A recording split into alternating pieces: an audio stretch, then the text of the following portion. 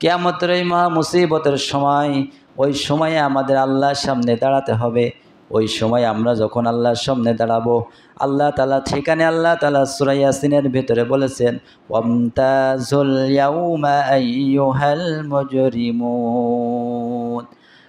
আল্লাহ তাআলা সঙ্গে সঙ্গে বলবেন, পাপিষ্ঠরা আলাদা হয়ে যাও, আর মুমিন বান্দারা আলাদা হয়ে যাও।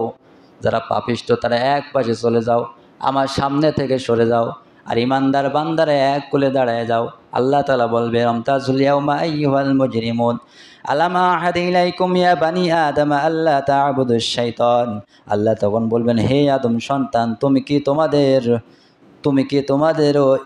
তোমাদের এ মর্মে হেদায়েত করিনি?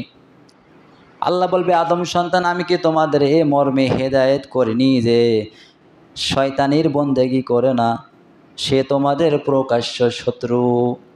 আল্লাহ বলেনি কোরআনে? কোনটা ভালো কোনটা মন্দ বলেনি? আল্লাহ তাআলা আরও বলবেন, ওয়া আনি'বুদুনি হাযা সিরাতাম মুস্তাকিম। আল্লাহ তাআলা বলছেন, এবং আমারই বন্দেগী করো, এটিই হলো সরল সঠিক পথ। যেটা খারাপ সেটাও বলেছি, যেটা ভালো সেটাও আমি আল্লাহ তাআলা বলেছি।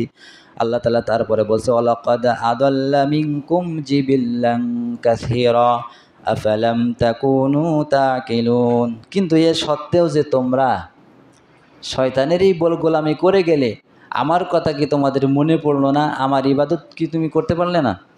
আমি আল্লাহ সব তোমাকে বললাম, তারপরেও তুমি ওই শয়তানের পথেই থেকে গেলে, শয়তানেরই হুকুম মানলে। সে নামাজ পড়তে বাধা দিয়েছে, শয়তানি ধোকা দিয়েছে, তুমি তার কথাই পড়ে থাকলে, নামাজ পড়লে না। তার ভিতরের কি আমি আল্লাহর কথা মনেই হইল না তোমাকে? আল্লাহ তাআলা এই কথা ওই কিয়ামতের ময়দানে আমাদের সকলকে আল্লাহ তাআলা বলবেন।